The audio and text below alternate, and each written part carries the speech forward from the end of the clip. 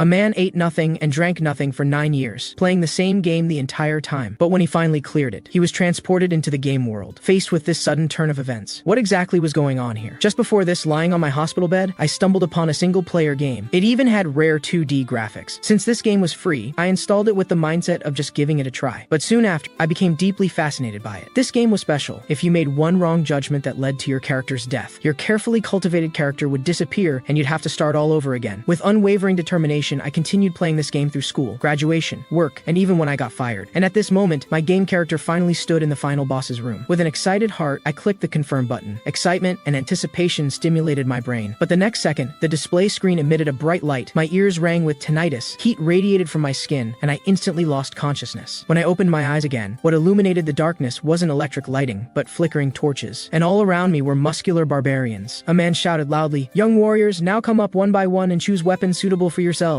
Although it was a language I'd never heard before, I could understand everything. After calming down and looking around, I concluded I had been transported into the game world. And what I needed to do first was assess the situation. However, when I looked down, I trembled in shock. Thick, strong hands, muscles full of power. I had actually become a barbarian. The barbarians called by name stepped forward one by one to choose weapons. At this moment, the barbarian beside me was breathing heavily, his eyes full of fear. He even made terrified sounds saying, "Impossible. Is this a scene from the Dungeon and Boulder game?" So it wasn't just me who was transported into the game. He was the same as me. At this moment, the man actually stood before us saying, "Who is talking?" Seeing this unusual expression, I immediately said, "It wasn't me." The man's gaze turned to the person beside me, and seeing his terrified, panicked expression, without saying another word, he directly killed him on the spot with an axe. Shocked, I forced myself to stay calm, but my mind was filled with one question. Why did he kill him? The man explained, "The soul of Kaduya's son, Volcano Hill, was filled with evil spirits. Little warriors must erase what the evil spirits just said from their memories." The moment I heard the chief's words, I pieced together information in my mind. Intel 1, other real-world players had also been brought into the game. Intel 2, these players were considered evil spirits here. Intel 3, if this fact was discovered, it meant certain death. However, the coming-of-age ceremony here continued. But now there was a major problem. I didn't know my own name. If my name was called and I didn't move, it would definitely seem suspicious. In a very short time, I made a decision. As the numbers dwindled, I could only gamble and respond to a name no one answered. The man shouted, "Yangdul's son Bjorn, come forward." 2 seconds had passed since the man called the name, but no one moved. Realizing this fact, I stepped forward. With shoulders held high and head up, I walked toward the chief. From the results, my choice was correct. The chief looked at me with no suspicion in his eyes. I suppressed my strange excitement and regulated my breathing. Now I knew my name, Bjorn. Now I faced the second problem, choosing a weapon. Barbarians in the game had absolutely no magical talent, but possessed powerful physical abilities. Therefore, when playing the game, I always chose close-range attack weapons. Although they looked cool, the problem was that it was too easy to die. After several wrong decisions, I developed my own growth strategy. I immediately decided without hesitation to choose a shield as my weapon. Because in my nearly 10 years of gaming experience, the shield had gotten me to the highest level. After I chose my weapon, this coming-of-age ceremony officially ended. When barbarians passed the coming-of-age ceremony to become true warriors, they all had to participate in the tribe's dungeon trial. We followed the chief to a dungeon in the city. With the chief's shout, these young barbarians roared and rushed toward the city. Although I wasn't enthusiastic, I could only shout loudly and follow behind. After running for a while, the barbarian captain at the front suddenly stopped. He turned back and shouted righteously, "I think I'm lost." Then, amid the complaints of these young barbarians, Anna, the chief's daughter, stepped forward. Under many expectant gazes, Anna happily took the lead. But she was no different from the previous leader. We were led astray again. At this moment, I realized these barbarians were truly all brawn and no brains. Since I was new to this world and didn't want to be too conspicuous, I approached Anna. I told her, "We just need to follow the adventurers ahead." Thinking this made sense, she excitedly led us. Then we arrived at the entrance of the dungeon. When I saw the magnificent dungeon entrance, I hesitated. Was choosing to enter the dungeon the right decision? Because in the real world, I had always been plagued by illness. Could someone like me defeat monsters with my fists? But this game had a tax system. To become a true warrior, every warrior had to pay taxes regularly or face death. There were 2 ways to make money. First, enter dungeons and fight monsters. Second, work at taverns. The problem was these taverns wouldn't hire barbarians. Just then, Anna appeared behind me. She asked me, "How can I become as smart as you? You're the smartest barbarian I've ever met." After my casual response, she promised to repay me if we could make it out of the dungeon alive. I asked her, "Aren't you afraid of death?" She answered firmly, "Of course I'm afraid of death. But as a warrior, if there's no battle, that would be even more terrifying." Seeing her determined will, I hesitated no more. I boldly stepped into the dungeon. But after entering the dungeon, I realized how naive my thinking had been. Where I was located was pitch black. If it followed the game settings, there would be crystals on the walls serving as light sources. The first floor also had dark zones, just a small part leading to the second floor, and I might be in these dark zones. I tried calling my companions names, but no one answered. Currently, I was alone. Then I held up my shield with one hand and supported myself against the wall with the other, slowly moving forward. Suddenly, a burning pain shot through my ankle. I had stepped on a trap. I really wanted to cry out immediately, but I desperately completely endured it. Because on the first floor, only one type of monster used traps, goblins. And this guy was definitely nearby, so I instinctively raised my shield to cover my body. Because cunning goblins might hide in the darkness, quietly waiting for me to let my guard down. No matter what, I had to do what I needed to do first. After lowering my stance, I used both hands to open the trap and pulled my foot out. My right foot was gradually losing sensation. This trap was actually poisoned. To kill it before completely losing sensation, I started loudly cursing the goblin to lure it out. But no matter how harshly I cursed, I still couldn't hear any sound. Now I felt like an idiot. But when I tried to speed up and leave, I actually heard footsteps behind me. This cunning creature was indeed observing from the shadows. I tried to speed up. The footsteps behind me also quickened. When I suddenly turned to face the enemy, everything before my eyes was pitch black. I couldn't see anything. My right leg was still bleeding. The more prey struggled, the more excited they became, so it might want to wait for me to bleed to death before coming to collect the corpse. Thinking of this, I changed my plan. I stopped walking and swayed before collapsing to the ground. My forehead hit the rock with splitting pain, but I couldn't make a sound. From now on, it was a battle of patience. If the goblin thought I had fallen and approached me, then I would win. If I really collapsed before that happened, then I would lose. That creature's footsteps slowly approached at a very slow pace. As I had thought, despite the prey collapsing, the cunning creature was still suspicious. Then this creature actually threw stones at me to confirm whether I was really dead. Seeing no other reaction from me, the creature joyfully walked toward me. From its jumping sounds, I could feel how happy it was. I suppressed my excitement and calmly judged the distance through sound. When the sound approached my ear, I suddenly stood up and threw a punch at that creature. But I missed. This agile creature actually dodged my punch. Just as I was annoyed at misjudging the distance, a force in my body suddenly surged. The next second, I directly grabbed this hateful goblin. The sensation from this body was far more refreshing than my disease-ridden body in the real world. Under my countless punches, the goblin stopped moving. Then the goblin's corpse gradually disappeared, leaving a small stone on the ground. This was a 9th grade magic stone that served as currency in the game. Its value was roughly equivalent to a piece of bread. But regardless, I also showed a bitter smile. After all this effort, all I got was this magic stone. That's right, this was the game world. And this dungeon had even stronger monsters. Killing them would yield treasures. And outside the city, there were other races I was familiar with. Now, I crawled on the ground with my worn foot. This way it hurt less, moved faster, and I wouldn't step on traps again. Just my elbows and knees stung a bit, but this was completely bearable. But at this moment, the system warned that due to continuous excessive bleeding, I would face death. In my despair, I saw crystals shining at the end of the distant passage. I saw hope. I crawled desperately, closed my eyes, then opened them. This time, I clearly saw about 5 or 6 people. They also discovered me on the verge of death, and seeing I was a newbie, a leader asked the female priest in the team if she was willing to heal me. Hearing this, I was very shocked. Having a female priest meant this team was definitely full of elites, but the female priest didn't want to heal me. At this time, a man with a sword at his waist took out a potion from his bag and threw it over. After his treatment, my health began to recover, but using this potion felt extremely painful. I slowly got up, and just as I was about to thank him, the blonde man asked, "Why would a newbie like you arrive here faster than us? If there's a secret passage, please sell it to us." Hearing this, I understood they saved me for this reason, but this was better. After all, help without reason was more dangerous. When I said I appeared here the moment I stepped into the dungeon, the man thought of a book that recorded dark zones, but they only occurred once every 100 years. Hearing this, I cursed my bad luck. Something that happened once in 100 years was encountered by me, a newbie. I looked at where they left, then quickly ran over to pick up the shield that had fallen on the ground and reorganize my equipment. Through the experience gained from killing the goblin and the help of the crystal here, I recovered my vision. These goblins weren't dangerous at all. I could even see their traps clearly. Meanwhile, the adventure team that left earlier successfully reached the entrance to the 2nd floor. As the blonde man triggered the mechanism, the entrance gradually brightened. But the archer in the team discovered something unusual. A blood-stained trap and an unidentified sandal lay there. Blood traces from the trap extended along the curved passage in a continuous line, and they guessed this was the sandal I left behind. Only then did they realize that an injured person could crawl dozens of kilometers in pitch darkness. This was something none of them in their team could accomplish. On the other side, after continuous battles in the dungeon, I encountered several major problems. First was the food problem. The food bag the chief gave me had a hole, leaving only a little food. I could only eat sparingly now. And second, the system reminded me I needed to replenish water. Although water was a more important resource than food, the chief hadn't provided water. Therefore, being self-sufficient in the dungeon should be no problem. I indeed quickly found a water source. Following the sound of dripping water, I discovered a small pond. An adventurer was already drinking water there. When he saw me, he immediately turned and left. He probably didn't want to get involved with someone covered in blood like me. After resting, I took some free time to check my spoils of war, equivalent to 44 pieces of bread. Thinking back to when I almost died, I had to say this was quite fortunate now. However, at this moment I felt deep drowsiness. Since I was a living being, I should maintain sleep. But how could I sleep in a dungeon full of monsters? There were 2 methods: entrust my life to heaven and take a short nap, or find companions who could protect each other. Now everyone should be equally exhausted, so finding a suitable person to establish a temporary cooperative relationship would be more reliable. After making this judgment, I began searching for partners in the dungeon, but I was rejected by everyone. They didn't like barbarians. They thought barbarians were unreliable, and just as I was getting angry, a human walked over with a smile and asked if I was looking for partners. Having someone actively approach me for partnership was surprising, and since I was too exhausted, I agreed first. The experienced-looking man first introduced his name, then while shaking hands said, 3 partners would be best, but continuing to search would waste more energy. From his words, it seemed he hoped just the 2 of them would be fine, and his tone always gave me the feeling of being taken advantage of. I quickly shook off his hand and told him not to play tricks. After brief discussion, we decided just the 2 of us would spend the night. He suggested using finger-guessing game to decide who would sleep first. As expected, I lost the first round, and he took out a watch and told me how to use it. Then he took out a blanket, used his backpack as a pillow, lay down, and began snoring. 2 hours later, it was finally my turn to sleep. I found an empty spot to lie down, then pretended to doze off. Even though this man seemed kind and had no intention of harming me, it was better to be cautious. How could I trust someone I just met? But nothing happened in the following 2 hours. I had stubbornly stayed alert through this time. I began to regret I should have slept properly, and now it was his turn to sleep again. I sat to the side, still considering whether this person was trustworthy. Now I could barely keep my eyes open. Suddenly, he slapped me awake. I had actually fallen asleep during the first night. To apologize, I let he sleep a bit more, but he still forgave me with a pleasant smile. But the more he acted this way, the more suspicious I found him. His impression was like a scammer's kindness. He suggested not finding other members. He didn't blame me for any smell, and even refused the chance to sleep again. Because in this dangerous dungeon, being overly enthusiastic to strangers upon first meeting always felt discordant. When I lay down again lost in thought, my body's instinctive crisis sense struck, and I suddenly opened my eyes. What met my gaze was the man's smiling face, but his hands were raised, holding a large hammer about to smash down on my face. With the body trained as a warrior, in this critical moment I instinctively dodged to the side. Seeing that I had actually avoided his attack, he showed a panicked expression. I instantly felt murderous intent. I grabbed my shield and smashed it hard toward he. His face was already swollen red, and his nose was bleeding. This man's strength was only slightly stronger than a goblin's. No wonder he had to use these dirty tricks. Now the bruised man knelt on the ground. I slowly walked to his front and questioned why he ambushed me. He hurriedly explained that he just coveted my shield and magic stone. However, I didn't believe him. Killing adventurers in the dungeon was a very serious crime, and no one would kill for such small resources. Seeing he wouldn't tell the truth, I immediately kicked him hard in the jaw, then stepped on him and asked again. Only then did he hurriedly tell the truth. It turned out barbarian hearts were recently developed magical materials. If you obtained a barbarian's heart, you could exchange it for immeasurable rewards, so he wanted to ambush me, just when he thought revealing everything might save his life. I showed a sweet smile at the corner of my mouth, then raised my shield and smashed it down hard. I received a system notification for completing my first kill. I got everything from the man, and my combat power also increased accordingly. I finally escaped primitive life, then got up again and headed deeper into the dungeon. The goblins I encountered along the way could be killed with one hammer blow, but my body's fatigue was getting more intense. I decided to find tribesmen to partner with this time, but the situations I encountered along this path were very different from yesterday. People kept inviting me to team up and rest together, but facing humans I found it hard to trust again, and after I refused their invitations, I learned from them that barbarians had generally entered the second floor of the dungeon. The only choices left were other races, elves who valued promises, and dwarves who were as bold as barbarians. I wandered in the dungeon for about an hour, finally discovered a different race. The moment our eyes met, a strangely suffocating silence appeared. From her appearance, it seemed she also had no overnight partner. Her amber eyes that sparkled like a cat's were full of confusion and wariness. At this time, my first thought was, found one. So I first observed her situation. But at this moment, the female elf nervously stood up, but her posture was unnatural. Her abdomen was injured, a long stab wound that didn't look like something a goblin could inflict. So I asked, were you hurt by humans? The female elf didn't answer. I probably looked too fierce, but this was understandable. If I were injured and saw someone with such a large build approaching, I'd be startled too. Suddenly, the female elf mercilessly knelt on the ground, her eyes filled with tears, saying, "Sir, please don't hurt me." How could this female elf be so spineless? I thought she was the cold beauty type. In my impression, female elves were quite cold-blooded. If I had known she was this type of character, I would have approached her more gently. I first gave her a smile and said, "Don't be afraid, I won't hurt you. Eyes are the windows to the soul. As long as there's calm time, the other party would know I was speaking sincerely." But she said, "You must do this, sir." What exactly did I do? It felt like being a perverted exhibitionist bullying high school students at the school gate, but I was clearly just a barbarian. She continued pleading, "Just once is fine. Please spare me once." This was really speechless. How could barbarians have such a terrible image? I said, "Let's treat your wounds first." Then I stepped back, took out herbs and bandages from my bag and threw them over. Seeing the medicine, the female elf asked confusedly, "Why are you giving me herbs? Why help me?" I said, "Does helping need a reason?" Then I continued, "I need a partner to spend the night with." Although saying this in such circumstances made me look like trash, but it definitely wasn't bad for her. Injured, sleep-deprived, plus her beautiful appearance, no matter how you looked at it, her situation was several times worse than mine. Then, I also turned around, letting her bandage her wounds first. But it didn't take long for her to finish bandaging, and the wariness in her eyes toward me seemed to have decreased. Taking this opportunity, I first introduced myself. "I'm Bjorn, son of barbarian Yangdo." I only heard her weakly say say the two words Owen. Owen must be her name. I said, although I don't know what you misunderstood, those things you're thinking won't happen. Seeing fear still in her eyes, I directly asked, why are you so afraid of me? She also explained the reason. Because decades ago, barbarians and elves were enemies. Although the war had ended, seeing me now made her very afraid. This was also the first time I heard that barbarians and elves were enemies. At this moment, Owen patted her chest and said, I have no ill will toward barbarians and I don't want to fight you. I said, I also have no ill will toward you. So would you be willing to become my overnight partner? You're also very tired now, right? Why don't we cooperate? Hearing my words, Owen frowned. She thought barbarians valued reputation greatly. So she asked me to swear by warrior's honor that I wouldn't harm her. Hearing this, I swore by warrior's honor. Owen also swore by her tribe's name not to harm me. Now I could finally get a good night's sleep. Next, I handed the pocket watch to Owen, instructing her to wake me after 2 hours. But just in case, I still pretended to sleep for 10 minutes first. Suddenly, Owen woke me up. I groggily got up and she told me 2 hours had already passed. I didn't even know when I fell asleep. Was this blanket and bedding too comfortable? So I lent the blanket to Owen. She felt very warm and immediately fell asleep. She looked very tired too. She should have had a difficult day like me. Finally, having some leisure time, I unconsciously began thinking about what happened in reality. Would anyone know I was missing? Forget it. Even if I went back, there wasn't anything I wanted there. After more than an hour, with 10 minutes left before I should wake Owen, I looked at Owen, thinking this female elf should be useful in battle. It seemed I could make her a long-term partner. Just as I was lost in thought, 2 humans passed by. They saw me with the female elf and came over to ask what my relationship with the elf was. But I didn't give them a good face. I signaled for them to leave quickly. The 2 also left quickly under my intimidation, but their whispering attitude gave me a bad feeling. These 2 should be looking for Owen. Because when those 2 came earlier, I secretly confirmed she had deliberately covered her face with the blanket. I called her to wake up, but she said she wanted to sleep 5 more minutes to avoid wasting more time arguing. I directly grabbed her shoulder and forcibly helped her up, asking why she pretended to sleep. Startled by me, she vaguely avoided eye contact. I had to quickly get information and make a judgment. I grabbed her chin to make her look at my eyes, and Owen reluctantly spoke. If I woke up, I was worried you'd abandon me alone. Indeed, we currently only had an overnight partnership, taking turns on guard duty, protecting each other. I took a deep breath and said, what's your relationship with those 2 people who were looking for you just now? She said, I have no relationship with them. But the badges on their clothes are the same as those who wanted to harm me before. They should be from the same group. Hearing this, I was shocked. Not 2 people, but actually a group. The situation became much worse. I even began worrying whether I should say goodbye to this elf here. But seeing she was only about 20 years old, my heart couldn't help but feel pity. So I decided to first take her away from this dangerous place. During our escape, I also grasped the general situation. On the first night, she had formed an overnight partnership with a man. But halfway through sleep, she heard a strange sound, and when she opened her eyes, the other party had actually taken off his pants to do filthy things. After she barely escaped successfully, that person's colleagues would attack her every time they saw her. Her body was injured because of this. Later, she learned that the man from before was the leader of a group called Correction Union, and everyone in this group had an information stone, a device that could communicate within 300 meters. This was truly adding insult to injury. The other side had large numbers and communication tools. If left unchecked, she would definitely be caught, and it sounded like she hadn't done anything wrong. Why would the entire group pursue her relentlessly? When I asked about the key point again, this female elf actually said something shocking with an innocent expression. It turned out she had actually cut off that man's genital. Now I could completely understand why they were so relentlessly pursuing her. Just then, Owen suddenly said, there are trackers behind us, about 150 meters away. She didn't seem to be lying. This must be the elf's natural keen perception. So I took her and sped up, but the distance from the trackers still didn't widen. In this situation, the trackers would tell the group our location, which would be very dangerous. But my heart was still conflicted. If the target was me, I would definitely kill him. But now it was the female elf's matter, and if I got involved, this matter would definitely be connected to me later. To quickly make a decision, I asked what she was best at. She actually replied, laundry, cooking, cleaning. Then realizing, she added, what I'm best at is archery. I can also use fire magic. I'm a standard archer. Currently, her combat ability would be helpful for my exploration of this dungeon. So I seriously asked if she wanted to become my true partner. She excitedly shouted, I agree, I agree. At this moment, the trackers behind us were getting closer, and I saw a cave entrance ahead. So I ordered Owen to release fire magic. When we walked into the cave and extinguished the flames, we saw the relentless tracker, and this was exactly why I came here. At this moment, Owen had already prepared her bow and arrow stance. When the tracker entered our view, Owen shot the arrow without hesitation. I could feel Owen beside me trembling all over. This should be because it was her first time killing someone. Then I came out from the darkness to examine this corpse, but this tracker had carried no backpack to increase speed. He only had an information stone in his hand, and the stone was still transmitting voices. When we didn't respond for a long time, the other side also sensed something was wrong. Finally, the voice from the information stone said, the tracker has met with misfortune. Everyone gather at the goblin area. Then I searched the tracker from head to toe, but found nothing particularly valuable. There was a heavy pouch of gems, 2 short swords and a crossbow, plus a set of equipment he had worn. Owen put on the new equipment, which looked a bit loose overall, but after putting on the belt, it looked quite decent. With the new outfit, she now looked more like a proper female warrior. Then I picked up the information stone, and while studying it, voices came from inside again. Sheldon, who was pursuing the elf, was already dead. The elf's location was in the goblin territory. She was with a barbarian carrying a hammer and shield, and the bounty had been raised to 10,000 gold coins. Hearing this, Owen immediately looked up at me with uneasy eyes. I comforted her calmly and said, "Don't worry, I will take you away from here." Before this, when I killed the previous tracker, I had already decided to help her. The reason was simple. She had value to me. Then we used her spark to head to the second floor of the dungeon. If we operated near the entrance to the second floor, with our combined strength, there shouldn't be too much danger. My coordination with her was very good. Close combat and ranged attacks had always been the best partnership. While Owen was still worried about the unknown existence on the second floor, the information stone conveniently transmitted sounds. Catching the elf would not only bring 10,000 gold coins, but also priority enjoyment rights. These words came at just the right time, saving me from spending time convincing her. According to my memory of the game, we just needed to keep walking north to reach the entrance. After walking for a while like this, we saw the first goblin trap, but this appeared much later than I had expected. According to my situation when I first entered the dungeon, traps should have appeared much earlier. When I thought of this, I suddenly felt particularly depressed. Owen might have thought this was a chance to perform, so she confidently walked in front of me. The moment the goblins jumped out, she nimbly dodged the attacks, then instantly shot arrows at ultra-close range, easily killing several goblins. Her skills were much better than expected. Soon, Owen, who had finished off the goblins, looked at me proudly. I said, "Well done, watching you shoot arrows. You really do look like an elf." Owen blushed with happiness. Then she extended her small hand, holding 2 spoils of war in her palm. It turned out she still remembered what I had said about splitting the spoils 9-1 during our escape, and confidently said that at this rate, she might also be able to harvest some wealth. In the subsequent journey, after a period of silence, the information stone transmitted news again. This time the bounty was raised to 20,000 gold coins, which meant there were definitely enemies within 300 meters. Perhaps instinctively worried about unexpected changes, Owen quietly moved closer to me. The quiet environment around us made me feel uneasy. Sure enough, just as I expected, Owen beside me suddenly pointed ahead and cried out in alarm. When she moved the flame forward, I finally saw that there was actually a group of zombies ahead. In my memory, these guys should only exist in the south. Had we wandered near the warning line? Although we had been heading north, whenever we encountered dead ends, we could only turn around, so we might have ended up in the opposite direction. At this moment, Owen no longer had her previous smugness, but stood timidly behind me. After I shared the general strategy with her, I slowly walked out. There were 3 zombies blocking the passage ahead. These zombies only attacked when approached within a certain range. When I carefully moved closer, all 3 zombies pounced at once. Although they were more formidable than goblins, they were ultimately just 9th tier monsters, so eliminating them was still manageable, and I also had a reliable partner. Then, we leveled up while heading north, and before we knew it, 3 days had passed. At this time, Owen discovered a trail of dark red blood. It didn't look like goblin blood, and this blood trail extended exactly in the direction we were heading. For some reason, I felt like I knew who the owner of this blood trail was. After we followed the blood trail for another stretch, I became even more certain of my thoughts. Ahead, there appeared sandals in a trap that had been thrown on the ground. I couldn't help but start cursing. Damn it, when I first entered the dungeon, I was at the entrance to the second floor. What kind of joke was this? If only I had gone in the opposite direction back then. My luck was terrible. The moment we entered the second floor gate together, our bodies suddenly plummeted from high altitude. The feeling at that moment was like being chewed continuously by a frog in its mouth and then spat out in disgust. Then I fell directly to the ground, while Owen beside me quickly maintained her balance and landed perfectly unharmed. Her physical condition was really good. This was the kind of agility that someone like me, a barbarian, could never possess. After looking around, I confirmed through memory that this was the goblin forest located in the northern part of the second floor. Behind us was a passage that could return to the first floor at any time. No life forms were visible around us for now. Each entrance on this floor represented different monsters. The north belonged to the goblin forest. The east belonged to the beast's lair. The west belonged to the zombie camp. The south belonged to Blackstone Mountain. The way to return to the city from this dungeon was that at the designated time, adventurers would be transported to the city by the dungeon. Those disunited people hunting us probably couldn't pursue us to the second floor. Therefore, I decided to persist on the second floor until the end, returning to the first floor just before it ended. But we couldn't just sit and wait for time to pass, so we decided to explore the surroundings first. Perhaps because we were in the forest, Owen sighed that it felt like returning to their elven territory. Even knowing the surroundings were goblin territory, she was still happy like a child. At the same time, she used her elven keen perception to eliminate goblin traps at the front. But what was a bit strange was that, although there were traps here, no goblins were found. The difference here from the first floor was that besides fixed traps, goblins moved in groups of dozens, and there would even be mutant goblin archers mixed in. Of course, the closer to the periphery, the more mutant species there would be. But we planned to operate near the entrance, so those mutant goblins couldn't threaten us for now. We expanded our territory by throwing stones to eliminate traps, which was also to facilitate escape if problems arose. After expanding to a certain range, Owen discovered a goblin group in advance. I decided to kill this group of goblins. Then she slowly advanced toward the goblin direction, parting the grass as she moved. On the path full of branches and vegetation, her steps made no sound at all. Soon after, Owen stopped first. After she waved at me at my signal, she directly picked up her bow and aimed at the goblins. I charged straight ahead. The monsters on the second floor were indeed different. Their numbers were 3 times that of the first floor, and there were newly added goblin swordsmen. But I wasn't afraid at all. Instead, excitement filled my entire body. This should be due to the warrior's combative heart beating within his flesh. Looking at the goblins charging from the front, I struck their temples with my my tightly gripped short hammer. These goblins were instantly sent flying by me. Some goblins turned into halos and disappeared before even hitting the ground, but it was too early to celebrate. I had only taken out the front ones. At this moment there were goblins on all sides, front, back, left, and right, and the instinctive sense of crisis from behind me was even stronger. It was a goblin swordsman. If I had been a bit later, I might have lost my head. They gave me no chance to catch my breath. Normally, 5 or more ordinary goblins were already a great danger. If I were alone, facing this group of monsters before me, I would definitely get injured. But at this moment, I had a very good companion. An arrow shot from the grass pierced through a goblin's forehead. It seemed Owen had mastered a good sniping position. I quickly stood up from the ground, then grabbed my shield and charged again into the center of the enemy formation. It was time to end this battle. Soon after, facing the first batch of goblin groups, we harvested 11 red gems. Compared to collecting 44 gems in a whole day on the first floor, this was already a very satisfying result. The only regret was that the goblin swordsman's equipment disappeared along with their deaths. But it also made us look forward to how much we could harvest by staying here for 4 days. Then we found an open space and decided to restore our strength before exploring further. When I asked if she needed to sleep for a while first, she really didn't know how to be polite. When I put down the heavy pack and handed her the blanket, her snoring sounds came in less than a minute. She must have been really tired, because up until now she had never made any noise while sleeping. We had been hunting continuously for 15 hours, although we faced more than 10 goblins each time. As our proficiency improved, the danger decreased accordingly, and we also gained many rewards. However, as the radius expanded, we also began to encounter adventurers. These were teams composed of 3 or more people, including teams with different races. Compared to goblins, I was more afraid of attacks from these adventurers. Now there was another reason to stay vigilant. Owen being too beautiful was also a big problem. I looked at Owen sleeping soundly and couldn't help but sigh. Although we had been camping outdoors for several days, she was still stunningly beautiful. I really hoped her beauty wouldn't attract other male adventurers. And while I was talking to myself, she, who had just been snoring, excitedly asked back, "Am I that beautiful?" After being coldly rebuffed by me, she once again began snoring soundly. After we entered the goblin forest, we quickly passed the 4th day, the 5th day, the 6th day, and now it was already the final 7th day. We had finally endured until the moment we could leave the dungeon. There was only one way to leave the dungeon and return to town. Wait until the entrance completely closed. Then, at the designated time, the dungeon would transport all adventurers on that floor to the town. In other words, the higher the floor, the longer the time spent active in the dungeon. We planned to head to the first floor before the 7th day ended, then leave the dungeon. Once the stay time on the first floor passed, the entrance passage would also disappear, and our retreat would be cut off. Additionally, food was gradually decreasing. Although we could exchange red gems for food, it would add unnecessary factors. More importantly, Owen had fewer than 10 arrows left, which provided no guarantee for unknown battles. After hunting for another period, we decided to return to the first floor entrance. When we returned the same way, we discovered refreshed traps, which meant the goblin groups we had previously eliminated had respawned. Just then, Owen, who was walking ahead, stopped. A group of goblins was discovered not far ahead. We didn't engage in much communication. After I nodded, Owen moved through the grass as usual to find the next batch of targets. I also went to kill this group of goblins. When I roared among them, these goblins actually began to hesitate. They should have been suppressed by my momentum. In the moment they paused, I quickly took out my hammer and killed that goblin swordsman first. After multiple fierce battles, I had unknowingly mastered the essentials of group combat. Plus, Owen beside me was also gradually improving her combat power. 2 goblin archers were killed in advance by Owen before they could even shoot a single arrow. Killing them also took us quite some time. When we were about to pick up the spoils and leave, Owen discovered something strange. This was a light orb floating in the air, about the size of a fist. I could confirm this was a goblin's essence. For adventurers, this was a rare treasure. Depending on the type, the ability values would also differ. It could give the absorber passive skills and active skills. Even the different ways of cultivating essence could determine this character's fate. Although each adventurer could only absorb one type of essence, it was enough to make others take risks for it. This happened to be a goblin archer's essence. Under Owen's gaze, I decided to give it to her. At the same time, I had a bad premonition about this heaven-sent luck, because what had always accompanied me were unfortunate events. Just when I thought my rough destiny was beginning to improve, voices came from not far away. They said this essence was something they had set their sights on first, and told us to leave immediately. This was a human adventurer team composed of 4 people. When Owen was about to pick up her weapon, I directly threw her forward. In this process, she happened to come into contact with the goblin essence in the air, and the essence immediately emitted light, then wrapped around Owen's body and slowly dissipated. When they saw the essence being absorbed by someone, these 4 people pointed at us and started cursing. I said fearlessly, "If you want to fight, then come on. No matter how many of you there are, I'll keep you company." Although we were at a numerical disadvantage, I displayed a strong desire to fight, because once you're looked down upon, you'll be bullied. Then, under my aggressive attitude, these people actually chose to leave. After that, I demanded Owen head to the first floor entrance at the fastest speed. Although it wasn't clear whether they would follow behind us, what was certain was that their destination was also the first floor entrance. Because they were a team of 4, with their strength they could completely operate on the second floor, but they were loitering at the entrance, so they should also be planning to return to town on the 7th day. Hearing this, Owen picked up speed and led the way ahead, because before leaving the dungeon, danger existed at every moment. Just then, Owen discovered a group of goblins. When I planned to avoid them and head to the entrance, Owen said they were already running wildly toward us. After entering the second floor, goblins had never actively attacked us. This abnormality definitely couldn't be coincidental. When I planned to dodge in the opposite direction, an arrow shot toward me. The force of this arrow wasn't like that of a goblin archer. I guess this should be those people from earlier deliberately luring goblins to attack us, then ambushing us from the opposite direction. They should be using goblins to weaken our strength before dealing with us. Thinking of this, I made a decision. I planned to kill these goblins first, so I demanded Owen directly use the essence skill she had just acquired. Goblin Archer Essence skill. According to game understanding, it should be an invisibility skill. Then I asked the invisible Owen to go find those 4 guys behind us, while I stayed to face this batch of goblins alone. Currently, there really wasn't a better solution. I instructed, later I'll give you a signal. At that time, shoot and kill the enemy's archer with 1 arrow. Then, with Owen looking completely confused, I directly ran back. Before long, I saw the goblins pursuing closely. So far, I still didn't know where that group of people was hiding. They hadn't shown themselves yet. They should wait until we finished killing the goblins before appearing. Perhaps this was their plan from the beginning. The goblins in front numbered about a dozen or so, and there appeared to be 2 goblin swordsmen. No arrows had flown over yet, which meant goblin archers were also hiding in the dark. The current situation was that I had to dodge goblin archers, while also guarding against those human archers. When I used my shield to block arrows, the goblin swordsman behind me seized the opportunity and stabbed toward my back. Without Owen's help, facing these guys alone, bodily injury was unavoidable. Although the number of goblins was decreasing, the wounds on my body were increasing. And just when I finally had a moment to catch my breath, 2 arrows shot over simultaneously from front and back directions. One was from a goblin, one was from that group of humans. It was impossible to block both arrows simultaneously, so I chose to use my shield to block the arrow flying from the side. The sound was completely different from a goblin archer's. When I used my shield to block the human's arrow, the arrow from behind deeply pierced my left arm. My left arm instantly became immobile because this arrow hit my elbow and carried deadly poison. At this moment, only my right arm was usable. If I had to choose between the hammer and shield, I would choose the shield without hesitation, because the real enemies now were those humans. Although I could easily destroy these goblins with the hammer, I couldn't resist hidden arrows. When only 3 goblins remained, these monsters also sensed my terror and chose to flee instead of desperately resisting. Although I was covered in wounds, I had achieved victory in the first round. At the same time, accompanied by mocking voices, these bastards also emerged from the hidden forest, but only 3 appeared. That meant the enemy archer was still hidden in the dark. I didn't know if Owen had found this person. Regarding their appearance, I didn't show any panic, but looked at them with cold eyes. The red-haired man stepped forward and said to me, "After we subdue you, we'll slowly deal with that woman." Just then, I slowly raised my left hand, slowly raised my middle finger, giving them a contemptuous gesture. And this action immediately frightened the group in front of me. I could see the confusion in their eyes. But this gesture brought no change because I didn't see Owen's arrow. Had she not seen it? But I couldn't worry about that much. I directly picked up my weapon and charged toward the red-haired man in front. The red-haired man I was targeting retreated while urgently shouting another person's name. Then, a man wearing a straw hat stepped forward to block my attack. This person's strength was indeed formidable. He should be the strongest one in this team. No matter how strong, I couldn't retreat. I could only scatter them so Owen would have a chance for a killing blow. When I thought of this, an arrow suddenly shot over. While everyone present was startled, this arrow was actually blocked by the man with sword and shield. Then he told the others to concentrate on defeating me while he would resist the arrows. It turned out these bastards already had a detailed plan. And at this time, the red-haired man behind me swung his sword, targeting my injured left arm. Fortunately, I reacted in time. The wound wasn't too deep, but my left arm could no longer function normally. I directly abandoned defense of my left arm and charged straight toward the red-haired man ahead. At the same time, I forcefully used my shield to bounce the Straw Hat warrior aside. At this time, another supporting arrow shot toward me. I didn't know if Owen had changed her sniping position. This time the force was obviously much stronger, and it also carried fire magic attributes. At the same time, unable to resist the flames, the shield man could only throw away the shield in his hands. The moment the shield disappeared, Owen unhesitatingly shot another arrow, and this time finally accurately hit the shield man's shoulder. With the injury, he could only drop the sword from his right hand to the ground. Seeing the battle situation was unfavorable to his side, the red-haired man reacted, told the Straw Hat warrior to hold me off, then ran toward the jungle direction. He should be going to find Owen. And I was also entangled by the person in front of me, so I could only trust Owen's abilities at this moment. When I struck the Straw Hat warrior directly with my shield, he actually didn't resist but dodged my attack instead. And I also followed the momentum and directly targeted the shield man behind, shattering his head with one blow. Now only the Straw Hat warrior remained. I could feel his strength was formidable. I really didn't know why he would mix with these trash, but this would also be the biggest mistake of his life. When I attacked with my shield, the Straw Hat warrior distanced himself from me, and this was also within my calculations. I took advantage of the momentum to abandon my shield, and directly reached out with my right hand to grab him. The Straw Hat warrior, whose collar was grabbed, instantly showed a confused expression. This should be a scenario he hadn't anticipated. At this moment, I pulled him back with my powerful right hand, then used my mouth to replace my immobile left arm, viciously tearing open the warrior's throat. The warrior left this world just like that. The battle here had just ended, when Owen appeared breathlessly from the bushes. I spat the mouthful of flesh on the ground, and wiped my mouth with my arm. At this moment, Owen looked completely uninjured. She should have successfully dealt with that red-haired man. At this moment, the anxious Owen beside me looked at the wounded me with teary eyes. She took took out a potion from her waist and handed it to me, and I didn't express much, directly taking the potion and swallowing it in one gulp. Before long, I could feel something boiling inside my body, and pain came from every blood vessel, and all the skin on my body also began to itch. This was a feeling that could drive one crazy. Fortunately, this feeling quickly disappeared. Then I asked what time it was now. Currently, there were less than 40 minutes before the first floor entrance closed. I said to Owen, quickly strip the clothes, and I didn't know how Owen understood this. She actually blushed and began taking off her own clothes, and I, speechless, explained that I didn't mean for her to undress, but to quickly strip the equipment from these corpses. After finishing this busy work, only 30-some minutes remained. From this moment, we could only hurry toward the first floor. After a while, the entrance to the first floor slowly appeared before us. When time was down to less than 40 seconds, we both finally successfully entered the first floor entrance. The feeling of returning to the first floor wasn't much different from entering the second floor. At this moment, Owen beside me was happy like a child and shouted, "How interesting!" Then I relaxed my aching body and stood up from the seat. At this moment, less than 10 seconds remained, but I suddenly remembered we hadn't distributed the spoils yet. I quickly thought of a place name. I urgently shouted to Owen, "Black Whale! After we get out, let's meet at the Black Whale Tavern!" Suddenly, a bright light appeared before my eyes. System prompt, closing dungeon, character heading to Ravdonia town. When my vision regained brightness, I unconsciously looked up at the sky. Such bright light really hadn't been seen for a long time, but the surrounding noisy sounds disrupted my tranquility. After hearing their conversation content, I gradually believed this was the city outside the dungeon. Then I adjusted the clock time to 12 o'clock. No matter how long one experienced in the dungeon, according to city time it was only one day. When I finished doing this, I suddenly heard a familiar calling voice. I had an impression of this person, but I could never remember his name. From his self-introduction, I remembered he was Karak, the third son of Pa'ai. In this world, all barbarian names had to be preceded by their father's name, plus which child they were and their own name. At this time, barbarian warriors emerged from who knows where, calling each other's names and greeting each other. They looked like their brains weren't very sharp, yet they memorized such long names so well. At this time, I heard Karak's voice, saying they were going to exchange gold coins and asking if I wanted to go together. Then I cleared my throat and answered as loudly as possible, "I want to go too," but he said I looked tired and that my voice lacked strength. I had thought my barbarian act was quite perfect. Then under Karak's leadership, we went together to the inspection office. At this moment, Karak shouted that he wanted to prove his bravery as a warrior here. This place was like a supermarket checkout counter, with a group of people gathered here waiting for settlement. The lady sitting at the front desk had hand speed like a machine, rapidly converting gold coins. Other warriors' exchanges were only around 20,000 gold coins, but Karak actually exchanged over 40,000 gold coins. The barbarians around surrounded Karak, praising him as the outstanding one among warriors. At this moment, I slowly walked to the front desk and took out the 3 storage bags I had prepared. Under the receptionist's lightning-fast hands, my battle results were quickly tallied. The total was 182,413 gold coins, and when this number echoed throughout the venue, these barbarians instantly surrounded me, because this was their highest record ever. Then they discovered I still had warhammers, boots, shoulder guards, and other spoils that made them incredibly envious. I was probably the first person to enter the dungeon naked, and come out evolved into a civilized barbarian. And amid their excessive praise, my body actually started getting excited. I was the greatest warrior. With my inner roar, the barbarians instantly fell into a frenzy of madness. The enthusiasm came quickly and left just as fast. Soon after, we sat in the center of the plaza, waiting here with everyone for the other barbarians. At this time, I saw Owen excitedly chatting with a group of handsome men and beautiful women surrounding him. This scene was truly enviable, because beside me were only these burly barbarian men. Just then, Owen also secretly glanced toward me. When our eyes met, I seized the moment and mouthed to Owen, "See you tonight." I didn't know if she understood what I said, but her face immediately flushed red as her mouth back, "Okay." At this moment, the female elf beside Owen and Karak beside me both exclaimed in surprise, "Do you know each other?" When I said we didn't know each other, Karak shouted loudly, "How could you, the strongest warrior, possibly know those despicable elves?" In that instant, I really wanted to shut this guy's mouth, but it was too late. Because his voice was too loud, the surrounding elves immediately glared viciously in our direction. Just at this critical moment, the last few barbarians also finished exchanging their gold coins and walked out. Staying here any longer wouldn't necessarily allow me to talk to Owen, so I decided to lead this group away first. When we walked to a certain distance, we actually witnessed a very heartbreaking scene. Although I had played this game countless times, I never expected the real game world would also contain such emotions. The joy of adventurers, family, and friends, and the grief of losing loved ones. When I truly faced scenes that couldn't be seen through a display screen, my mood also became incredibly heavy. The scene shifted, and I stared blankly at this group of crazy guys. I decided I definitely wanted to act together with them for only one reason. I was afraid there might be newbie quests I didn't know about, but I never expected. The next destination would be directly to a bar, and it was the rhythm of drinking until drunk starting in broad daylight. Staying with them any longer would just waste my time. So I suddenly stood up and said I had somewhere to go, planning to leave first. Although they said I was the protagonist this time and couldn't leave. Under my stubborn insistence, they could only watch helplessly as I departed. After separating from them, I wandered aimlessly through the city. Although I had a destination, right now I just wanted to keep walking wherever my feet took me. The scenery here made me feel quite peaceful. The first time I saw this city was at midnight, but now it was daytime with streets full of people. Here there were no monsters, no one would harm me, and there were even laws and rules. Even if I collapsed and slept on the road, I'd be perfectly safe. Someone might even extend a helping hand first. Of course, I also knew this was incomparably backwards compared to 21st century Earth. But even so, it was still very peaceful here. I thought to myself, perhaps living in this city would also be a good decision. Lost in random thoughts, I unconsciously fell into a dream. When I opened my eyes again, it was already past 9 p.m. It was noon when we came out of the dungeon, so I had slept for about 4 to 5 hours. I slowly got up and headed to the Black Whale Tavern where I had arranged to meet Owen. Through inquiries, I finally found this bar with great difficulty. It looked completely different from what I'd seen in the game. When I pushed open the door and entered, what met my eyes was a chaotic scene. Just then, I heard excited calls. It was Owen and another female elf who had arrived early. Through Owen's introduction, I learned she was Owen's sister, but she kept staring at me with the eyes of looking at a criminal. I felt very uncomfortable, so I asked her what her purpose was in coming here. She looked me up and down with cold eyes, then questioned me in an interrogating tone. Last night you called Owen to the bar. What were your intentions? You didn't even show up yesterday, leaving her waiting here all night. This was an incomprehensible question, but her expression didn't look like she was joking. Coming to my senses, I asked Owen how many hours had passed since we came out of the dungeon. The answer I got was actually 30 hours. Crazy. It wasn't 4 hours, but 30 hours. No wonder my whole body felt so refreshed. It turned out I had slept for a whole day. I didn't make excuses afterward and directly apologized sincerely to Owen. Seeing this, they showed quite surprised expressions, because it was the first time they'd seen a barbarian apologize. Then Sister Truzia asked me again for my reason for meeting Owen. Actually, I could give many reasons, but I didn't want to tell her, so I said decisively, I don't want to tell you the reason. If you're really curious, go ask Owen yourself later. What I actually wanted to express was for her to leave quickly, and her angry expression showed she understood my meaning. Then Truzia suddenly placed a storage bag on the table. There are 350,000 gold coins in here, the value of the essence Owen absorbed, so she meant for me to take this money and get lost. After adjusting my emotions, I threw the question to Owen, saying, when I gave you the essence, the compensation I hoped for was that you'd help me get the essence I wanted. If allowed, I'd like to continue teaming up with you in the future, and the loot split could be adjusted to 50-50. Simply put, I want to form a 2-person team with you. Hearing this, Owen's eyes immediately sparkled with excitement, but before long, her gaze dimmed. Trucia's voice came from the side. Apparently the elf race had rules. The first adventure for the coming-of-age ceremony had to be completed alone, but from then on, she had to adventure with their sister. This was truly unexpected. Although she was a partner I got along well with, there was no reason I had to insist on her. Since that was the case, I had to calculate carefully. Under Trucia's confirmation, the 350,000 gold coins was half the market price for essence, so according to our original 9-1 ratio agreement, you still owe me 280,000 gold coins. But before I finished speaking, this detestable female elf said with a cunning look, I almost forgot about this. Then she took out another bag, which happened to contain exactly 280,000 gold coins. I was speechless. I had almost been taken for a sucker. This despicable female elf. Now I knew why barbarians hated this race so much. I then asked her to leave quickly on the grounds that I had something to say to Owen. At the same time, Owen also looked at her sister with longing eyes. For her usually obedient sister's behavior, this seemed to exceed her expectations too. Then she sighed and suddenly pointed at me with her finger. She actually made me swear not to sleep with Owen. I thought I had misheard. She was just not letting us sleep together. Was physical contact allowed? What a self-righteous female elf. I then swore by a warrior's honor, and for me who had crossed over to this place, I never cared about warrior's honor. And hearing my oath, Trucia solemnly thanked me for saving Owen's life before leaving. Then she walked out of the bar dashingly. With the sound of the bar doorbell, Owen directly slumped over the table, because in all her years, she had never defied her sister. But seeing Trucia's smile when she left, she probably wasn't angry. Under my comfort, Owen raised her head again. Then she took out over 60,000 gold coins from her pocket, saying, this is the property of the archer and red-haired man. Because there were too many things, I left them in the dormitory and will bring them to you next time. Having stayed with me for so long, she clearly knew what I wanted. Although I gave up teaming with her, I really felt a bit reluctant. Then she asked me how she should repay me. Apparently she still remembered her promise to repay the life-saving favor, so that's why her sister made me swear. She was probably afraid I'd make excessive demands. I didn't have any other requests for now, and having slept all day, my stomach kept growling. When I asked her what she wanted to eat, she hesitated for a while, then said she wanted to drink. It turned out that to drink the first return drink with me, she hadn't touched a drop at yesterday's celebration banquet. Return drink. This kind of culture did exist in the game. For different races who had always grown up in the sanctuary, the celebratory drink for the first safe return had great significance. Then she added, we shared hardships together in the dungeon, so I must drink with you. But she didn't know this was also my first time. It turned out when I said in the dungeon that I was also 20 years old, she had taken it as a joke. Actually, I had just become a warrior like her, and was also entering the dungeon for the first time. Soon after, a large table of delicious food was finally served. We drank while ate, and chatted about many things. Because most of the time in the dungeon we only said necessary words, this kind of private conversation was also a first. It seemed her alcohol tolerance was average. After just one drink, she kept staring at me with charming eyes, and muttered to herself, you look very handsome in today's outfit, you're amazing at drinking. Seeing her fairy-like demeanor, I thought of a way she could repay me, but I requested changing locations. Hearing this, her face instantly turned bright red. Then she said with an alluring manner, how about we go to your room together? At this moment, I was carefully studying Owen's body. Of course, I hadn't broken the oath with her sister, and although oaths in this world had no meaning for me. But Owen and I weren't on the same wavelength at all. I said, "Owen, spread your legs a little more." Right now I was forcing her to do stretching exercises, and she kept crying out as I tormented her. And these sounds actually drove the uncle in the next room half to death. The moment I released her, she curled up to one side like she had been reborn. After observation, I found that having absorbed the essence, her flexibility had improved by 4 points. But seeing her uncomfortable expression, the improved attributes didn't show obviously in her actual body. After learning my true purpose, she muttered disappointedly. So it was just to check my abilities. Using abilities in the city would definitely get you arrested, so I could only do the examination in a hidden space. Dungeon and Boulder was a very unfriendly game, as could be seen from the character attribute interface. Generally, game protagonists would be divided into 3 categories: physical, mental, and ability. But in the game interface, clicking the plus button would reveal thousands of small details. For example, if a character's body value is fixed, and the value increase went to lower body muscles, then the carrying capacity would improve accordingly. At the same time, physical attack power would also increase. This meant that depending on different details, each character could do completely different things. Having played this game non-stop for 9 years, I was still completely confused about some detailed attributes. Like the Goblin Archer essence I obtained this time. Its attribute panel had persistence at 7. For this attribute, besides knowing it belonged to the mental category, all other effects were a mystery. And the only change in Owen, who absorbed the persistence attribute after leaving the dungeon, was that she had come to like cookies. While I was still immersed in these details, she gently tugged at my sleeve. Looking at her eyes, she had reached a certain degree of sleepiness. Although there were many details I still wanted to confirm. Seeing her condition, today could only end here. I then blew out the candle and lay on the bed. She also felt no awkwardness and directly leaned against my arms to sleep. Although I remembered her sister saying not to sleep together, it definitely wasn't this meaning. Lost in random thoughts, I also entered dreamland. The next morning, Owen and I sat side by side on the bed, excitedly observing the equipment neatly arranged on the floor. These were all our spoils from this dungeon trip. Then, except for things we really needed, we found various trading companies and sold all other equipment at high prices. When we sold the last piece of equipment, we actually had 1.45 million gold coins in our hands. Minus Owen's 50,000 gold coins, personal gain was 1.4 million. This was an incredible amount for adventurers entering the dungeon for the first time. After we finished dividing the accounts, I decided to escort her to Central Plaza before parting, walking all the way to the fork at Central Plaza. Unlike when we passed by earlier, now the place was bustling with crowds. Getting closer, I discovered soldiers were executing death sentences. And these criminals weren't violent criminals who murdered, robbed, or committed arson. Their crime was simply failure to pay taxes. In other words, because they had no money. With the soldier's shouts, the executioner's axe instantly dropped the man's head into the wooden bucket in front, but the nearby crowd actually rushed toward the bucket with bread they had brought. Even more shocking was, they wolfed down the bread after soaking it in the blood. Faced with this sudden, bloody incident, Owen was so frightened she started hiccuping. And these people were so crazy because of superstition. Drinking the blood of executed criminals would make their fortunes soar. Owen and I were both different races, with annual taxes of 700,000 gold coins. Although slightly different from the game, there was no choice. The taxes would increase every year afterward, so now was the time to invest in ourselves. Because besides exempting handling fees, the first year with lower taxes was the period of fastest growth. If we stayed too comfortably in case we couldn't return to reality, the blood they were drinking might become my blood. If I didn't want to become like that, I had to frantically save money. At least I needed to become an adventurer who could move freely on the 6th floor of the dungeon. To survive in this world without being executed, I needed to understand all knowledge of this world. So after parting with Owen, I went directly to the library. The place was filled with the scent of paper and ink, very quiet. But in such an environment, I actually encountered another barbarian. She was Anna, the second daughter of Pueyul. To be able to sleep so soundly in this environment, truly worthy of being the barbarian tribe's first female warrior. When I poked her back, she woke from her sleep and loudly called my name, ignoring the library's silence. And seeing another tribe member in the library made her heart even more excited. Feeling people's gazes, Anna lowered her voice. Her reason for coming to the library was actually because of a suggestion I made. Before entering the dungeon, when she led the barbarians astray, I suggested she think more before acting. This comment also made her realize that thinking about problems required knowledge. If she wasn't just opening books and snoring while sleeping, she really had strong awareness. From her description, I could feel her first dungeon adventure had also dealt her quite a blow. While other barbarians were boasting about monsters they'd killed, she actually came here to study. Then she said she discovered many words she didn't recognize and unknowingly fell asleep. After saying this, Anna directly stood up to go to the sanctuary to learn writing from the elders. Anna worried that if she didn't act when she thought of it, she'd forget her current decision. Then Anna remembered something and said, "If I can return alive from this dungeon trip, I'll repay your advice from that time. And if you need help, come find me at the Angry Bull Inn." After Anna left, I browsed the library for a while. This was a super massive library. It probably wouldn't be like the 21st century where you could know locations through computers. Just as I was troubled about how to find the books I wanted, I saw a library administrator who was dozing. Hearing my cough, she slowly opened her eyes, but before I could say what books I was looking for, she who had just been drowsy suddenly started casting magic. At the same time, weak light penetrated my body when I alertly tried to dodge. She said, "From now on, you can walk around freely. When you reach relevant areas, the books you want to see will automatically appear." After saying this, the librarian started dozing again. Then as I wandered the library following the guidance, thinking of keywords for books I wanted to see, my vision would automatically find related books. I then selected the most attractive book from the shelves. The first book, The Destroyed World, was a book describing the initial history of this world's worldview. It told of how the world suffered a witch's curse for thousands of years, and humans could only survive in the last castle. And the royal family at that time forcibly opened passages to another layer to develop more resources. This passage was the current dungeon. The second book, Basic Understanding Commentary on Alchemy Volume 4, described the process by which magic stones from monsters become bread, water, steel, etc. Although I couldn't understand the principles, I still forcibly embedded this knowledge in my brain. The third book, The Sacred Relic War. Through this book, I also understood why there had been great wars between barbarians and elves. And this fourth book, Evil Spirits of the Abyss, had great significance for me currently. In this world, evil spirits referred to malevolent beings from another dimension who came to steal others' bodies. I could understand what efforts the royal family and temples made to eliminate evil spirits. The summary after reading this book was, if I didn't speak of this world's taboos, I wouldn't be suspected of being an evil spirit. The next book, On the Death of the King, described the death of Rabishan III, called the First King. His death was 150 years ago, and this game began the day after the first king's death. That meant now was 150 years after the game-based world. No wonder the game knowledge I knew often went wrong. The last book was Dimensional Instability Observation Records. This was the book the blonde man who saved me mentioned about possible instability when entering while the dungeon entrance was closing. It turned out that because I entered at the moment the dungeon closed, I fell into the dark zone. When I looked up after reading this, the sky had turned dark. Now was the third day since leaving the dungeon. A month in this world was 30 days. So in 27 more days, the next dungeon would open again. Therefore, I needed to quickly find a partner who could replace Owen. But just as I was about to fall asleep, sudden knocking interrupted my sleep. It was already the next morning, and Owen was excitedly pounding on the door. The moment I opened the door, intense blue light enveloped my entire body. It turned out Owen had contracted new essence, and it was wind attribute that matched her fire attribute. The problem was, she didn't yet know how to control it. In just that instant, my room had been messed up completely by her. What amazed me was that she made the room spotless in just 10 minutes. Last time in the dungeon when she told me she was good at laundry and cleaning, it was actually true. After we sat down again, I first congratulated her on getting new essence. Then I directly asked her, there's no need to specially make time to come over for such a small matter, right? To prepare for the next dungeon, it would be better to spend time more meaningfully. She said disappointedly, you're right about everything, but I can't control myself. I wanted to tell you this, Joy, first. Was it because I was her first partner, or did she have some strange fantasies about me? But to maintain a more lasting partnership with her, I said, I'll always stay at this hotel. In the future, no matter what questions you have, you can come consult me without any burden. Although we can't cooperate in the next dungeon, our friendship is still worth maintaining. When I said we were comrades who shared life and death, her face instantly brightened. After parting with Owen, to improve my personal strength in the shortest time, I came to the Angry Bull Inn that Anna had mentioned. This place was full of barbarians. It turned out a day's lodging here cost only 300 gold coins, and it was 10 warriors taking turns sleeping in a room with 5 beds. They even scheduled rotation times to save gold coins. Learning about this, I met Anna. When she asked why I was looking for her, I also said, like a straightforward barbarian warrior, I want to fight with you. Because right now I need combat training, although I achieved rich results in the dungeon. In terms of pure fighting technique, I was no match for these warriors. Under Anna's cheerful agreement, we came to the training ground. At this time, other barbarians who were still sparring all came over to watch us. Although I came to learn, I didn't want to lose too embarrassingly. But the barbarians who had just been cheering that I was the strongest warrior immediately excitedly shouted, now Anna is the greatest warrior in history, because it took less than 3 minutes from when I started getting beaten to losing my shield. Her fighting technique was indeed powerful. From this moment on, under my constant challenges, I was knocked down several more times, and she was very smart. Unlike ordinary barbarians, Anna was a strong warrior. Plus, with tribal bonds, she wouldn't betray me either. So I made the best choice at this moment. I said, Anna, are you willing to become my partner? But the split ratio is 8 and 2, because all team formation costs will come from me. But before I finished speaking, she suddenly interrupted me. I thought this ratio made her dissatisfied and hurriedly explained, there are many other costs I'll cover. Anna boldly grasped my right hand, then said straightforwardly, she didn't understand what ratios meant, but she would trust me. Only then did I feel relieved. I had finally found a trustworthy overnight partner. The next day at the barbarian sanctuary, the chief had been waiting early for our arrival. His decisive killing of the evil spirit was still vivid in my memory, so I didn't like coming here. But for soul engraving, specifically the art of immortality, I could only bite the bullet and come, because this was the technique I had to obtain before entering the dungeon next time. When I requested soul engraving, the tribal chief instantly stared at me with murderous eyes. Because what I said wasn't content a young warrior could know. This tribal chief was really a terminal paranoia patient, but I had already prepared countermeasures for such patients. Because I had found information about soul engraving in the library, I immediately explained that I had seen it in books. Hearing this, the tribal chief said, so you went to the library. How interesting. Including Anna, your generation actually has 2 remarkable people. From his praise, I could sense his enthusiasm for the young barbarian generation full of learning desire. Then he said seriously, if a warrior needs it, we have no reason to refuse soul engraving. But there's a big problem here. The cost of soul engraving is 800,000 gold coins. Soul engraving required adding many expensive medicinal materials. At high-level engraving, not only high high amounts of gold were needed, but without corresponding materials, engraving was impossible. For me, who had already prepared countermeasures, this money was already ready. Then, under their shocked expressions, I directly took out heavy bags of gold coins. At the same time, to eliminate their doubts, I adapted and told a new story about my experience with Owen. When I entered the first dungeon floor, I was lucky to encounter an already injured elf. In the secret realm, I ordered her around like a slave and harvested meaningless essence along the way. As compensation, I even extorted a large sum of gold coins from the elf's sister. To be able to exploit despicable elves, you're the first. Well done, Bjorn. Unexpectedly, my story made them quite satisfied. Not only the tribal chief beside me, but even other tribe members in the distance came over with excited smiles. The chief, still laughing, returned 200,000 gold coins to me, saying it was a gift for the great warrior. I actually earned 200,000 gold coins with one story. Then I also shouted sincerely, "I'll work harder to make these elves look bad in the future." I felt like I was gradually coming to like this race. The principle of soul engraving was to inject magic power into the flesh and grant it special abilities. In order for adult barbarians to see soul circuits, tattoos were applied during infancy. This was why all barbarians were tattoo fanatics. Besides that, to become a powerful defensive warrior, this immortality technique was essential. I had thought I could easily obtain the soul engraving, but the pain at that moment was extremely intense. It made me cry out in agonizing screams. I actually had to undergo this pain regularly. What an unpleasant place this was. After successfully absorbing the soul engraving, I immediately went to the weapon merchant. During sparring with Anna, I observed that the hammer-type weapons I used before weren't suitable for me. Plus, having acquired the immortality technique, what suited me better was an enhanced shield and more agile weapons. I ended up spending 220,000 gold coins on a one-handed weapon. Then there was no suitable helmet for the head, so I spent 170,000 gold coins on a custom one, plus 360,000 gold coins on armor. Now I only had 50,000 gold coins left. It had been a long time since I came out of the dungeon, and my daily schedule had become fixed. I woke up around 7 a.m. and had breakfast with Owen, went to the library to read until 4 p.m. Then around 5 p.m. went to the Raging Bullhorn Inn for sparring. From the 7th day of training, I also began sparring with other barbarians. Although it wasn't systematic training, fighting based on instinct and intuition helped me a lot. Through continuous practice, I could occasionally defeat Anna. Although Anna had decent skills, her attack patterns were too fixed, and I had given her suggestions about it, but she had already formed habits and couldn't change them in the short term. After sparring ended, I returned to the hotel, and after showering, it was around 9 p.m. At that time, Owen would arrive punctually to have a late-night snack with me. I wanted to tell her there was no need to travel several hours just for one meal, but every time I saw her radiant smile, I held back from saying it. After finishing the late-night snack, it was around 11 p.m. Through this repetitive schedule, now only 2 hours remained until the next dungeon. At this moment, Anna and I arrived early at the appointed place, which was the Adventurers Guild. If you wanted to be assigned to the same area after entering the dungeon, you had to form a team in advance for recognition. According to the administrator's instructions, when two people placed their hands on the crystal ball, it glowed with a faint blue light. At the same time, a prompt appeared. Level 9 explorer fee was 15,000 gold coins. So expensive, although it hurt my heart, I still obediently paid the fee, because the landing spots when entering the dungeon were all random. But after accepting this magic, we could start our adventure in the same place. After leaving the Adventurers Guild, we went to a nearby high-end restaurant. In my conversation with Anna, I learned that she actually ate only hard bread every day to save money. What a heartbreaking story. And to repay Anna for her sparring companionship, I treated her to the most expensive barbecue. As a result, she loudly vowed to be loyal to me and asked me not to abandon her. After finishing that touching meal, we came to the dungeon entrance, with 10 minutes remaining before the dungeon began. All around, we could see passers-by different from usual. These people were all fully armed like me. But among them was also a group of unusual beings. A group of barbarians carrying only weapons, completely unarmed otherwise. From their stance, they should have just finished their coming-of-age ceremony. Anna beside me unconsciously sighed, reminiscing about her own past. But in my view, she hadn't changed much from a month ago. Just then, we heard the sound that entry was allowed, and the originally crowded square instantly became spacious. Anna excitedly said, "Should we go in now?" But I wasn't in a hurry to enter. I said I wanted to try something. The book said that entering the dungeon when space was unstable would bring miracles. Before I finished speaking, Anna said, "I don't understand such complicated content. I'll follow your instructions." But with my persistence, her expression gradually became uneasy. Only 1 minute remained before the entrance closed. The entrance size was similar to my first entrance. When the prompt said the gate would close soon, I instantly brought Anna and decisively entered the dungeon after passing through the entrance. When I opened my eyes again, before me was endless darkness. Amid Anna's panicked cries, I calmly lit the torch I had prepared, just as I expected, when entering during the unstable phase of entrance magic. We actually arrived directly at the second floor entrance. The entire process of wandering in darkness was thus directly saved by us. I then activated the magic circle to enter the second floor. A prompt appeared. You are the first person to open the teleportation gate. Experience points increased by 2, soul level increased by 1. Anna still couldn't believe everything before her eyes, because the team leader had told newcomers it would take at least 3 days to reach the second floor. But I didn't listen to her chatter at that moment, because the scenery before me was truly terrifying. Dark earth, suffocating air, every step here made sounds. We could even hear faint crying sounds. This should be the tomb of the dead. I felt something with high density slowly entering my body through blood vessels. After I told Anna about the situation, I learned this was the reason for my level increase. The game dungeon and boulder also had levels, and depending on the level, soul power was different. For example, when I used skills, my magic value would increase with my level. Anna was happy for me, but she couldn't understand how someone like me could level up without killing any monsters. The reason I could level up should be achieving accomplishments. For example, being the first to open the entrance to the next floor would grant corresponding experience points. I had to keep this secret. I then asked Anna to keep the method of entering the secret realm this time absolutely confidential. Experienced adventurers would quickly reach the second floor. If they saw beginners like us ahead of them, they would definitely question us. So it was best to keep a low profile. In this world, I feared those adventurers more than monsters. The scene changed. At this moment, I was doing something very embarrassing. Although it was a method other adventurers were already using, but actually doing it was indeed very uncomfortable. I called this the barbarian candle mode. The torches here were magical tools. Once lit, they would burn for 3 days. The Tomb of the Dead had more powerful monsters than the Goblin Forest, but there were no traps here. Therefore, for barbarians who like to charge straight ahead, this place was actually more suitable for us. At this time, Anna discovered 3 ghouls, probably because it was the first day, so the numbers were relatively few. Starting from the 3rd day, the number of monsters would double. Anna, at this moment, was clamoring that she hadn't moved her muscles in a long time. She excitedly charged straight ahead to face these monsters. She was indeed the first female warrior among the barbarian tribe. With just one encounter, she beat the opponents to a pulp. But the next second, Anna screamed and hugged my neck tightly. It turned out that even someone with her physique would be afraid of demons. This was a banshee. She wouldn't actively attack people, so we could ignore them, just don't provoke them. Although I could understand her fear of such things, I really wish she wouldn't cling to me every time she heard strange sounds. Didn't she know how heavy she was? Every time she hugged me, I felt like I lost half my life. When she saw that the monster making noise this time was skeleton soldiers, Anna directly drew her sword and charged straight into the monster group. After that, we continued heading north for nearly 8 hours. We also began encountering new monsters, giant ghouls, twice the size of ordinary monsters. There were also mutated skeleton warriors and skeleton archers, but these monsters posed no danger to us. Because it was still the first day of the dungeon, only a few monsters would spawn. Also, my combat power had improved considerably from the first time. First, the size and weight of the weapon in my hand was perfect, so I could quite efficiently smash the heads of these skeletons. Next, the armor protecting my whole body allowed me to fight more aggressively. Finally, the helmet I had specially customized could easily block archers' arrows at critical moments. Although I was skilled at eliminating enemies, there was another companion who was even more formidable than me. At first, I didn't understand why barbarians like to shout loudly, but through this battle, I truly understood the reason. Because at this moment, I was deeply fascinated by this pure combat mode. This feeling was more exhilarating than being with Owen. This should be due to the bold character of barbarians. I was really growing to love this race more and more. Just like that, we had been killing monsters on the second floor for a day. Although we had some gains, I also got quite a few wounds during combat, but these wounds miraculously healed automatically. This scene made Anna beside me extremely envious. Because this was the immortality technique I had branded for 600,000 gold coins, the first level effect of immortality technique was natural recovery. Simple wounds could heal in just 1 minute, and it also increased stamina and stamina recovery speed. Although receiving the brand was very painful for me, the effect was indeed quite remarkable. Unconsciously, the terrain changed. The ground was no longer damp, it became hard, and we could hear the banshees' wails more clearly. This meant we had entered high-level territory and would soon face level 8 monsters. At this time, we felt heavy footsteps from the distance. Then we saw a huge creature. This was an undead creature. In the game, this monster was specially enhanced on the second floor, which used to raise the game's difficulty threshold. Although Anna and I had prepared to deal with it beforehand, this guy was more terrifying than imagined. As I said before, we only aimed for the head, because attacking other parts was meaningless. Its arms were equipped with a sword and shield. To be precise, 2 weapons replaced its hands. At this time, Anna holding a large cleaver with both hands charged straight over. Then I also shouted loudly and followed, and used my weapon to attack this guy's side. But was this really the heavy feeling coming from the body? It felt like hitting hard rock, although this guy had thick skin. Fortunately, the attack just now successfully drew its attention. If so, Anna would have a chance to hit its head with 1 strike. When I thought the battle could end there, after Anna's full-force chop, she was actually bounced back. I didn't expect this guy's defense to be so strong. In the game, this guy was already notorious among players because of its super strong defense, but when actually fighting, I didn't expect it to be this powerful. The part Anna hit recovered completely in just a few seconds. It should be due to its passive skill. Just as I was thinking, this guy suddenly roared loudly. This pressure was even stronger than when we first engaged. Then, to our disbelief, it actually used an active skill to summon ghouls, with the ground shaking. A group of undead ghouls desperately charged toward us. In this crisis, I didn't hesitate much, asking Anna to deal with these ghouls first, while I went alone to hold off the big monster. Although this big guy had passive skills, I also had immortality technique, so I didn't plan to dodge. But to face it head-on and fight each other directly, continuous hitting sounds rang around us. Just when I was fighting selflessly in this duel, Anna also joined the battle. It turned out that during this time, she had already eliminated those ghouls. Her joining indeed relieved me of a lot of burden. When this guy was stunned, it was hit by a sneak attack from my hammer. Quite a bit of blood flowed from its ear area. But before I could rejoice, its wounds actually began to heal. This guy's recovery ability was too powerful. Should Should we abandon this area and go to the low-level monster zone? Just as I was having second thoughts, the monster's body suddenly lost balance and began swaying. It turned out Anna had found a gap and grabbed one of its legs and lifted it up. Muscles bulged, veins protruded. In my view, Anna at this moment looked more like a monster. I immediately joined the battle too, when I forcefully struck the other ankle that was in contact with the ground. With a muffled grunt, it finally fell heavily to the ground. Then we saw a delightful scene. This big monster was moving its body like an insect. It actually couldn't stand up anymore. This was truly a pleasant thing. I really liked this kind of battle. Anna also liked this kind of battle. So this was the true combat mode of barbarians. At this time a prompt appeared: undead monster killed, experience points increased by 2. Although we didn't possess any powerful magic, just with brute force, we successfully killed a level 8 monster. The moment the monster disappeared, we saw a fist-sized magic stone. In this world, one level 9 magic stone could be exchanged for 1 bread roll. The value of bread rolls was about 20 gold coins, and level 8 magic stones were 5 times the value of level 9 magic stones. That is to say, the huge monster we risked our lives to kill was worth only 5 bread rolls. Adding the summoned ghouls, this harvest was a total of 300 gold coins. And at this time, knowing the value, Anna suddenly asked seriously, "How much was the bread we ate at the inn before?" I recalled. "The cream pie bread we ate then was about 300 gold coins." Hearing this, Anna showed an evil smile and said excitedly, "Then catching one large monster means we can eat another cream pie bread." If according to the 8-to-2 split, one monster for her was just a small bite of bread, but she still cheerfully shouted about continuing to hunt. The disappointment about the lower than expected amount was brief. Seeing Anna show enthusiasm again, I unconsciously smiled too. In this aspect, being with barbarians was also a good choice. Although my previous companion Owen was also very good, Owen was more of a passive type after all. When I thought about these things on the other side, Owen suddenly felt regretful about adventuring with her sister. After that, we continued hunting large monsters in the vicinity. Whenever we encountered large monsters, we charged at them. Then each grabbed a thigh and lifted it up to slam it on the ground. Then, like making rice cakes, we chopped wildly at its head, and the monster quickly turned into light and disappeared. Although our speed of obtaining magic stones increased considerably, we weren't satisfied with this, but worked even harder to kill our prey. Just like that, in just one day we actually killed 70 large monsters. Unconsciously, time reached the second day. Although starting from the second day, these monsters would appear 2 at a time. Through the experience of facing over 70 on the first day, we had mastered many techniques. So it wasn't as difficult as imagined. We would knock down one first, then knock down the remaining one. Of course, if we couldn't kill them quickly, we would be surrounded by the ghouls they summoned. When left their range, these monsters wouldn't continue pursuing, so we just needed to run desperately. Only starting from the afternoon, situations with 2 monsters appeared less and less. When we saw more than 2 monsters, we could only give up. Just like that, between killing and fleeing, we ended the second day's hunt. But just as we were planning to return to our previous campsite, we encountered other adventurers for the first time. The 3-person team, like us, held torches wandering in the darkness. And just as both sides felt surprised, Anna beside me suddenly said in a murderous tone, "If there's nothing, get lost quickly." Hearing this, the other party didn't entangle much. They directly disappeared into the darkness looking dejected. Anna then said they already knew our location and we needed to find a new campsite because humans couldn't be trusted. At this time, I also remembered when I saw Anna at the library before, she also showed particular disgust toward humans. Something bad must have happened when she first entered the dungeon. Although we were searching for a new campsite, it was hard to find a position as good as before. But just then, painful groans came from not far ahead, sounds of begging for mercy. Normal humans wouldn't beg monsters for their lives, obviously. This was humans killing humans. Just as we were planning to flee the scene, with a cold voice, something like a flare shot toward the sky, instantly illuminating the surrounding scene. Thanks to her, I could clearly see the situation at the scene. 4 recently deceased bodies lay on the ground. There were no monsters around. There were only campfire and poison traces. Before us were actually specialized robbers who killed for loot. They were people who specialized in hunting fellow adventurers and then created high profits through their equipment. Of course, in this world, plundering other players was illegal and punishable by death. But as long as no one reported it, there was no way for law enforcers outside the dungeon to know. Just like when I killed 6 adventurers in my first dungeon, but still wasn't investigated. The current situation was a bit bad. The robber opposite actually wasn't wearing a mask. And Anna and I had also clearly seen her appearance. About 1.7 meters tall, thin and slender build. Deep red hair reaching her shoulders, obvious tattoo under her left eye. From the current situation, if we could get out alive, we could completely accuse the person before us. And I had never seen such a professional robber, because I'd never heard of raiders appearing on the second floor. That meant she had never left any survivors. Currently, there were 4 bodies on the ground. Judging by their clothing, they all had high-level equipment, including a mage. These people should be adventurers active around the 5th floor. But she could easily kill 4 people without any injuries. This showed her strength had surpassed the 5th floor. Just as I was thinking about the situation before me, this woman crouched down and quite skillfully stripped the equipment from the bodies, then packed the items one by one into her bag, and even such a huge long sword could be stored smoothly. This showed this backpack was a quite expensive spatial storage bag. Rather than envy and jealousy, what first arose in my heart was infinite fear, because I could deeply feel the gap between us and her. At this time, the woman busy with harvesting suddenly said softly, "Barbarians, are you together?" I didn't answer. Anna asked me if we should duel with her. Anna was indeed a remarkable warrior. No matter how powerful the enemy, she always thought of fighting bravely. But against the person before us, we had not the slightest chance of winning. Therefore, there was only only one way for us to leave here alive, and that was to run away. The moment the flare lost its light, I gave Anna the command to flee. While fleeing, I opened my compass to determine direction, because running to the first floor teleportation gate was our only hope. If we weren't wearing novice equipment, that raider would very likely treat us directly as prey, just as I was feeling fortunate. Another group of adventurers suddenly appeared before us. They were 4 people together. Although humans were hard to trust, from a certain perspective, this might be a good thing. Because for adventurers, raiders were a common enemy. If we explained the situation and gave them appropriate compensation, maybe we could get help. So I put aside my reservations and directly told them everything I saw, hoping to get their help. Obviously, the bald man at the front didn't believe what I said, but under my oath on a warrior's honor, they finally believed me. They agreed to accept us. They demanded that if we defeated the enemy together, they would take all the items. I had no objection to this point. The bald man at the front said he had cast a formation within a 3-meter range. Entering this range could hide one's form. This was a very powerful range control stealth skill, although it also had a fatal flaw. That was people entering the formation couldn't move. To avoid the raider behind us, I still decided to enter the bald man's formation. But when we entered the formation, besides being unable to move, and couldn't even speak. At the same time, we heard the system prompt, "Character has been subjected to suppression." Seeing us unable to move, the bald man slowly said with a sinister expression, "We're really lucky. 2 barbarians actually walked into our trap themselves." In this world, humans really couldn't be trusted casually. They were currently in a quite smug state, even mocking, "Can't you move or speak?" From their equipment, their strength should be similar to ours. At this level, the essence skill they could possess was probably the golem suppression skill. To break free from this skill, one had to take damage. Even a little damage would be enough. At this time, they said regretfully, after waiting so many days, they finally caught a woman, but it was a female barbarian. So they didn't plan to provoke Anna, and planned to directly dig out our hearts. Through their conversation, I could truly feel the ugliness and desires of these people. Next, the short man in the grass hat took out a sharp blade. Was I really going to die here? Damn it, I had made so many preparations to survive, and I was going to die here. As he thrust down the blade, the direction of the stab was my neck. With death so close at hand, my brain was also thinking rapidly. If I wanted to live, there was only one chance. The moment my body received damage, I could break this skill and have hope. The sharp blade pierced my throat. My nervous system conveyed the stinging pain to me. My originally stiff body also got relief. I immediately leaned my head back. Under the short grass hat man's dumbfounded gaze, I picked up the short hammer in my hand and fiercely smashed it toward his face. Actually, my condition wasn't very good either. Something was constantly spraying from my throat. My whole body was weak, and my vision became quite blurry. But I couldn't just fall down like this. I barely supported my body that was about to collapse, then directly pulled out the blade from my neck and threw it toward Anna, who wasn't far from me, although it accidentally pierced her chest. At least her body could move now. Just as I couldn't support myself and was about to fall, Anna, like a god of death, swung the large sword she wore, directly cutting the nearby archer in half at the waist, then immediately turned and jumped, striking the other guy's head. The iron helmet that guy wore had no protective effect whatsoever. Blood sprayed from the cracked iron helmet. After seeing this scene, the bald man, who was a bit further away, fled desperately like he had seen a devil, and Anna didn't rush to chase this person. Because I was already lying on the ground covered in blood, my current state in Anna's eyes should be near death. Because when I used my last strength to shout potion, she actually held me and said she would definitely avenge me. But fortunately, when I was about to die, Anna took out the life-saving potion and let me live. Actually, this was also thanks to the immortality technique I had branded last time. Otherwise, I would have died long ago. Seeing the wound on my neck slowly heal, Anna finally felt relieved. She even praised, "Being able to survive after having your neck pierced, you're the most remarkable barbarian warrior I've ever seen." After my wounds healed, we collected the opponent's equipment, then pursued in the direction the bald man had fled. Fortunately, it didn't take long before we caught this guy. It wasn't hard to see that Anna at this time hated him to the bone, but to escape the terrifying woman behind us, we had to borrow the bald man's skill. And just at this time, with a slight sound of something cutting through air, a poison needle fiercely pierced the bald man's throat. It turned out she had been observing us all along, because she said our battle just now had surprised her greatly. After seeing her, I also didn't hesitate at all, directly shouting Anna's name. We didn't need to say much to each other, I just called her name, and she charged ahead of me as if she had been waiting for this moment. Since we couldn't escape no matter what, we could only fight head on. The robber simply bent her waist and dodged Anna's attack. She even used the gap from dodging to block my hammer strike with her short sword. My full force blow left her completely unmoved. Just how much power essence had this woman absorbed? If we couldn't defeat her, we'd have to try to hold out against her as long as possible. But just as I planned to let Anna seize the opportunity, I suddenly felt completely powerless. How did she manage to do this? Had she pierced through my armor with just one short sword, even reaching my spine? At that moment, Anna shouted and charged forward again, swinging her great sword. But before Anna could fully execute her move, the robber had already swiftly slashed across Anna's body and instantly disabled her combat ability. In just one encounter, Anna and I had become lambs waiting for slaughter. At this point, she told us to give up resisting because her short sword was coated with paralyzing poison. My mind went completely blank, and everything before my eyes turned pitch black. Equipment, strength, combat experience. There was a clear gap between us in every aspect. No matter how hard I racked my brains, I couldn't think of any way to overturn the situation. But just as I waited for death to arrive, she suddenly stopped her attack. She bent down and said to me, "If you can swear not to tell anyone about today's event, events, I'll spare your lives. Actually, when we first met, I already planned to make this proposal because I owe the barbarians a favor. Hearing this, I finally understood why she had been hiding nearby all along but hadn't made a move. We both fell into brief silence. At this moment, Anna, who was dying beside us, groaned. Don't trust this woman's words, she's just toying with us. But even if she was toying with us, we had no choice at this moment. The robber said she would give me time to consider, but I agreed immediately because we had no alternatives. Seeing me make such a decisive judgment, the robber looked down at me with a peculiar gaze. Then she sprinkled something on my wound, and gradually the injured area healed. After moving her gaze across my body, she asked Anna the same question. But this straightforward Anna actually thought for a moment, and then refused the chance to survive. The robber didn't ask again, just nodded slightly. But from her actions, I could clearly sense that Anna would definitely die. I immediately shouted urgently at Anna, "Hurry up and swear! Didn't you promise to obey me? Trust me!" Hearing my shout, Anna showed an extremely aggrieved expression. Fortunately, she finally made the oath with a helpless tone. When life itself was at stake, what use was protecting one's pride? After hearing the oath, the robber didn't linger and was about to turn and leave directly. Watching her departing figure, I asked, "What floor is this?" To this seemingly random question, the robber tilted her head and simply replied, "The 8th floor. An adventurer active on the 8th floor. No wonder her skills were so formidable. Even 10 of me might not be her match." But watching her disappearing figure, I secretly made up my mind. If there was a next time, the outcome would definitely be different. After narrowly escaping death from the robber's hands, we hurried to the first floor of the secret realm, where the probability of encountering high-level robbers was much lower than the previous floor, with the system's prompt. Anna and I passed through the teleportation array and appeared in midair. Sure enough, Anna still couldn't master this rhythm and returned to the first floor by falling down again. But when I asked if it hurt, Anna showed a listless appearance and muttered to herself, "Although it hurts for a warrior who has already lost dignity, I don't even have the right to feel pain." It seemed that making an oath to beg for life was quite shameful for her, but I couldn't let her stay depressed. I encouraged her, "Warriors who survive are the strong ones, because only by staying alive do we have the possibility to defeat our opponents." Anna said, "Don't speak so lengthily because I can't understand, but I can figure out the general meaning. Being able to overcome such humiliation makes one a strong warrior. You are that kind of strong warrior." However, what I wanted to express earlier wasn't actually this meaning, but it didn't matter, as long as she could pull herself together again. So far, we hadn't been able to sleep for over 20 hours and were mentally exhausted. But I still couldn't fall asleep because my mood was as terrible as Anna's. It was like the feeling when I was rescued by the blonde man's team. The mage at that time refused to heal me. The male warrior behind threw the potion at me like garbage, but I could only crawl on the ground like a dog to consume the potion. At that time, I also resolved never to suffer such humiliation again. But today, I experienced this kind of humiliation once more. In the limited circumstances, I made what I thought was the best choice. The decision I made was just to urgently avoid the immediate predicament. But since entering this world, I could only act this way. Every time I opened my eyes, someone's head rolled, and one after another, things that departed from reality kept happening. I could only passively act with safety as the priority. But if things don't change in the future, I won't be able to survive. If that's the case, then I'll change the plan. Having made up my mind, I woke Anna, who was still sleeping soundly, and said, "If there was a way to become stronger but would involve considerable danger, what decision would you make?" After hearing my words, she answered without hesitation, "Of course I'd take the challenge. If you can't become stronger, there's only death. Whether it's an easy path or a difficult one, no matter which you choose, life will encounter unpredictable things. If that's the case, then let's take the initiative. This time we'll go looking for trouble ourselves. We're going to the rift space in the secret realm." On the first floor of the secret realm, there was a quite rare place where 4 types of monsters would appear simultaneously. For ordinary adventurers, because it was too dark here, they had to use torches, making the cost effectiveness quite low. And to reach the second floor as quickly as possible, there was no need to come here specifically. So this place was very suitable for hiding something. At this moment, we discovered the huge stone monument blocking our path. This was a memorial erected for the first person to discover this place, exactly the same as what I remembered. So the secret conditions to trigger this place were very likely to be the same. I then emphasized to Anna beside me once more that everything that happened next must be kept secret. Anna then asked what rift space meant. Simply put, rift space was another space within the secret realm. To use gaming terms, it was called a dungeon. After entering each floor's dungeon and defeating all the monsters, the next floor's space would open again. This rift also had a cooldown time. If you wanted to wait naturally for the rift to open, you'd have to wait several months according to the program schedule. But blindly waiting for the cooldown time was quite an inefficient decision, so I found a method to forcibly open the rift. There were 4 rift spaces on the first floor of the maze, and the dungeon we entered was called Blood Castle. The red sky as if the world was about to end, countless flocks of flying crows, and the black castle in the distance. Because I added an 8th level crystal core when opening the dungeon, I had anticipated coming to this Blood Castle. But seeing this scene with my own eyes indeed created a strong sense of oppression. Fortunately, this was a first floor rift space, so regardless of difficulty level, it was challenging. What mattered now was who would come here, because as soon as 5 people entered, they would automatically be matched into a dungeon group. Just then, the rift began to fluctuate. Anna also hurriedly shouted to me that someone was coming in. We both looked forward to seeing who our first teammate would be. Meanwhile, in the first floor maze, Owen was adventuring together with his sister. Owen felt that using just a short sword to kill monsters was too laborious, so she used spirits. But he was criticized by his sister. "Didn't I tell you that even without bow and spirits, you must learn to protect yourself? At this moment, Owen's mind was full of Bjorn's advice, because Bjorn had said it was best to strengthen one's specialized skills. An adventurer's quality was to trust the team and do one's utmost in their own role. But Owen's explanations were quite foolish definitions to her battle-hardened sister. Although the reasoning was correct, companions in this world weren't that simple. So his sister once again solemnly warned Owen, companions are just companions. Don't give them too much trust. Owen was still making excuses in her heart that Bjorn was definitely someone worth trusting. The somewhat impatient Owen then quickly changed the subject and asked her sister to take her to the second floor to kill monsters. But for his sister, the benefits brought by the second floor weren't worth mentioning at all. She planned to take Owen to the first floor's rift space. In Owen's understanding, this place required very good luck to enter. Indeed, many unlucky adventurers had never entered a dungeon, but the rift's last appearance was 8 months ago, and its cycle's maximum duration was 8 months, so the first floor's rift space would appear soon. Owen replied half doubtfully, I see, but Bjorn never told me such things before. In his sister's view, no matter what she said, Owen always used that stupid barbarian for comparison. But in her eyes, the barbarian was at most just a beginner with slightly better luck. The barbarian right now should be struggling to kill monsters on the second floor after experiencing various wrong decisions. Thinking of this, his sister said to Owen, trust me, in another year you and that barbarian will have a huge gap. Before her words were finished, the sound of tearing space suddenly came from around them. Looking in the direction of the sound, not far from them, a deep red spatial rift was slowly revealing its true form. The two elves who reacted in time rushed forward at the fastest speed, but the moment they touched the space, a sense of emptiness came from their palms. They brushed past the rift space. The reason the rift disappeared so quickly was that 5 members had already gathered inside the dungeon. Meanwhile, Anna and I were waiting for other members to arrive. Actually, I knew the entry method and strategy for clearing this dungeon like the back of my hand, but I delayed until the last moment to decide to come here, because in this world, adventurers were more terrifying than monsters. When we looked toward the tearing space, along with loud laughter, we first saw a short, stubby leg, then his entire body was quickly spat out by the rift. Our first team member was from the dwarf group. Immediately after, through other rifts, the remaining 2 members were also successively spat out by the crevices. But what surprised me most was that one of the later arrivals was actually a mage. There was actually such an existence on the first floor of the secret realm. Unexpectedly, the current team composition was quite reasonable. Hearing my surprised voice, Anna hurriedly asked if mages were that impressive. In her impression, the library administrator was also a mage, but didn't seem particularly powerful. What she didn't know was that the other person was merely a 9th level mage. In this city, mages were very important resources, so they also had to prove their strength before entering the secret realm. In other words, her ability to enter the dungeon already proved her capabilities. To my explanation, the mage across from us praised, "Your knowledge is quite extensive." Then she introduced herself. I'm a 6th level mage named Lena. Although she wore a smile on her face, I felt she had a condescending attitude. Well, in my memory of the game, mages were all very arrogant. She then said to the man behind her, he's a professional porter hired with money. The dwarf beside us also introduced himself. I'm Murad, an adventurer with 3 years of experience. No wonder his equipment colors were so bright. He already had 3 years of adventuring experience. Anna and I then briefly introduced ourselves as well. After simple pleasantries, I said to the mage, someone of your level shouldn't need to adventure on the first floor. Lena only gave a token explanation. I just heard that a rift would appear recently. Then she said, the loot ahead will be distributed among the 4 of us, excluding the porter. Everyone follow my instructions. The little dwarf quickly agreed. The mage's gaze then turned to Anna and me. Actually, this question didn't require much consideration. Since there was a mage in the team, I had to keep a low profile, because the mastermind who persuaded the royal family to eliminate the evil spirits was a mage. But just as I was about to agree, Anna actually directly refused the mage's proposal. Her next words stunned me. What's so great about mages? I hope Bjorn can lead us. He's a wiser warrior than anyone. I had already agreed with the mage's opinion. Why did Anna have to do this? Although I wanted to immediately cover her mouth, doing so would seem even more suspicious. Feeling others' puzzled gazes, Anna explained he reads in the library for 6 hours every day and is also a great warrior. At this moment, I was embarrassed to the extreme and really wanted to find a mouse hole to crawl into. Under Anna's praise, they looked at me with strange eyes. Fortunately, they treated Anna's behavior as a farce. The little dwarf even said with a smile, being able to receive your wife's worship is something worth blessing. At these words, Anna showed a shy expression. Fortunately, with the dwarf's topic change, the conversation successfully shifted elsewhere. At this moment, the mage said, everyone hurry up and set off. I want to collect specimens, so there will be a lot of investigation to do. But the little dwarf tilted his head and retorted, besides each other's names, we don't know any other information. I felt the same way about his words. For any team, you need to know each other's abilities and what each person can do. But the mage said decisively, these are all unnecessary behaviors. All monsters in Blood Castle are below level 7. I alone am sufficient to face the monsters. For research purposes, I will monopolize all the loot. How could there be such a shameless woman? Was the situation going to develop in a bad direction again? During the process of playing this game, internal conflicts occurred countless times. For financially well-off mages, research was the top priority. But adventurers entered the maze entirely to make money. What the mage said she would take was the most valuable thing in this dungeon. The dwarf also showed an angry expression. His voice became quite low as he said, do I look like an idiot? As his words ended, the surrounding air instantly became cold and heavy. The human human man also put his hand on his sword hilt. It seemed he wasn't just a simple porter either. Soon after, it was the mage who first broke the heavy silence. She said that besides the loot, she would distribute all the magic stones to everyone. But this statement further angered the little dwarf in front of us. Although she tried hard to hide it, her face clearly showed panic. The mage then said she would share the loot, but the essence must belong to her. To this, the little dwarf agreed, deciding that all future loot would be determined by dice rolls between the two of them. They actually treated Anna and me like air. Having finally opened the rift, we couldn't go back without getting any benefits at all. I said, the essence and premium equipment can be given to you two, but we own the skill stones. Upon hearing this, they both showed quite sharp gazes. The mage said, even without you two, we wouldn't have any problems. These people had just looked like good people, but instantly changed face when faced with interests. I said, I can give up the skill stones, but besides equipment competition, give us 2 priority rights for things other than monster drops. As expected, the dwarf and mage easily agreed to my request. In these guys' eyes, there probably wasn't anything worth their attention besides monsters. After the negotiation ended, the mage and little dwarf acted as if nothing had happened, then showed kind smiles again, just like before. What terrible adventurers. I must become stronger. Regardless of whether those guys would kick down the ladder, I also had to climb up step by step. Only this way could I protect my rights like them. Black blood pools, dark red skies. This was why it was called Blood Castle. Blood Castle was divided into 4 chapters. The first stage was the transition bridge at the castle entrance. The second stage was the defense battle of the outer city walls. The third stage was the underground prison of the inner city walls. And the final demon worship chamber in the Lord's Hall. After walking up the mountain path along the castle between the ridges, we reached the castle entrance. We faced 2 winged demon-shaped objects. They were 8th level magical beast gargoyles, usually motionless like bronze statues, but the moment enemies entered their line of sight, they would immediately pounce. Although the general strategy was to sacrifice one person to absorb all petrification skills, then the rest would kill the statues to break the curse. But with a mage, things were different. When the little dwarf and I approached the statues, they suddenly opened their eyes and spread their wings. At the same time, my lower body instantly turned to stone. But the duration wasn't very long, because Lena beside us cast curse removal magic. Without petrification skills, the gargoyles became lambs for slaughter. Anna and I were responsible for one. The little dwarf handled the other alone. The short little dwarf went crazy, swinging his hammer and smashing the statue's legs. The moment the statue fell to the ground, he used his hammer to happily smash the skull as if he'd been waiting for this moment. So this was the dwarves' fighting style. Straightforwardly attacking from below, quite manly. When both gargoyle monsters disappeared as points of light, magic stones also dropped. These magic stones floated into the air by themselves and flew into the porter's large backpack. The mage explained, I'll temporarily keep the magic stones for you because I don't want to waste time on such matters. Then, under the little dwarf's lead, we opened the door to the next stage. From this moment, the dungeon officially began. It was very dark here and needed lighting. With the mage's spell casting, an orb floated in Lena's palm. The originally dark space was instantly illuminated. As if attracted by light and sound, a group of rotting corpses stood up from the walls. This was a group of no-level monsters that gave no experience points and didn't even drop magic stones. Unless they dropped essence, the corpses wouldn't disappear. Their attack method was just biting and not letting go. To save magic power, the mage didn't take action this time, although without the mage's help. Clearing these monsters didn't take much time either. After our fierce operation, these monsters were also cleaned up completely. When we killed the last monster, it dropped a zombie commander's horn. When Anna curiously asked what this was, the little dwarf beside us said with a smile that we'd know its purpose later. This time, connecting to the next stage was an iron door. The little dwarf also consciously asked the mage for help. Just a simple magic spell actually blasted a big hole in the huge iron door. One had to admire. The mage's attack power was indeed powerful. After passing through the iron door, we came to the transition bridge at the castle entrance, but this bridge was cut off. This wasn't destroyed by time, but was originally designed this way. At the mage's suggestion, Anna blew the horn she had obtained. As the horn sound rang out, the broken bridge on the opposite side also began to slowly fall down. But it wasn't just the falling bridge that was moving. Blood water actually began accumulating in the moats around the city walls. But in this blood water, countless hands were actually struggling. Soon after, these monsters also revealed their true forms, no-level stone monsters. It turned out this stage's task was simple. Just hold out until the broken bridge completely fell. Although they were no-level stone monsters, facing so many monsters on the narrow bridge was still quite troublesome. Any carelessness risked falling down. At this time, the mage confidently said to us, all come close to me. With her loud shout, she cast a spell. A fierce whirlwind arose with us at the center. These whirlwinds were like blenders, instantly grinding all these stone monsters to pieces. Seeing the stone monsters cleared in an instant, we all made sounds of surprise. The mage said, they're just stone monsters. Although she spoke humbly, her eyes were full of pride. Although I had anticipated her strength would be good, I never expected she would be powerful to this extent. Soon after, the slowly falling wooden bridge finally connected with the stone bridge. Just like that, we easily finished the first chapter of Blood Castle. But this feeling didn't bring me joy. Instead, it brought a sense of emptiness. Based on my past experience, the easier the early stages, the harder the later stages would be. After easily passing through the transition bridge at the entrance, we entered the outer city. According to past gaming experience, countless battles were needed here. But with the mage, everything became quite easy. Just one group attack skill could sweep away 90% of the monsters. The remaining 10% were 8th level monsters with swords and shields for dealing with this monster. Anna and I had quite skilled techniques. I lifted my left leg, Anna lifted her right leg. 3, 2, 1, taken down. The little dwarf was dumbfounded, which proved how terrifying our efficiency was. While we were enthusiastically killing monsters, Mage Lena wasn't resting either. For these monsters with super strong regeneration abilities, she actually used targeted wound deterioration curses, without regeneration passive abilities. The monsters became somewhat tough meatballs. The dropped magic stones also quickly floated in the air and automatically entered the porter's backpack. Anna exclaimed, "Now I finally understand why everyone says mages are impressive beings." The little dwarf agreed, indeed, with a mage, the range of things we can do increases a lot. Their conversation happened to reach Lena's ears. She said, "You don't need to praise me. I just have some talent and worked a little harder." But she couldn't hide her smug expression at all, and I gradually understood her personality, pretending to be modest while loving to show off, full of enthusiasm for magical research. For people like her, you had to flatter them more. Soon, with everyone's cooperation, we quickly collected all the research materials she needed. From her actions, she seemed to have done a lot of homework beforehand, but she missed the most important female statue. Obviously, just destroying the statue would drop that legendary item. If that's the case, I need to find a chance to monopolize this item myself. Some experienced game players must check whenever they see strange objects. I also belong to this category, so in 9 years of gaming experience, I discovered countless hidden secrets. But for a beginner barbarian to know information that even mages didn't know would bring trouble instead. So with my tacit consent, our group marched grandly into the castle interior. In the initial design, no monsters were placed here. This was just the path to the underground prison, to save the mage's magic power. The little dwarf took out a torch and held it in his hand. Because of his short stature, he now looked like a mole miner. This was the underground prison. The main monsters that appeared here were fallen wizards, dusk souls, hungry dead, etc. At this time, Anna pointed at the small skulls on the wall and curiously asked what kind of monsters these were. Seeing a chance to show off, the mage immediately teleported in front of Anna and introduced the monsters with a proud expression. The monsters in the corner are small skulls, monsters with extremely weak attack power and no experience whatsoever. But Anna couldn't stand the arrogant mage. Just then, an eerie howl suddenly echoed through the prison cell. Anna, who had been consumed by resentment just moments before, instantly transformed into a frail little woman. But she forgot that her strength was far greater than that of ordinary adults. The mage said that the dusk soul would bring terrible consequences if it latched onto someone. How childish, seizing every opportunity for revenge. Watching the frightened Anna, she even displayed a satisfied expression. I quickly tried to smooth things over, knowing that the mage had spells specifically designed for this type of creature. Fortunately, although she enjoyed throwing little tantrums, she didn't drag her feet when it came to serious matters.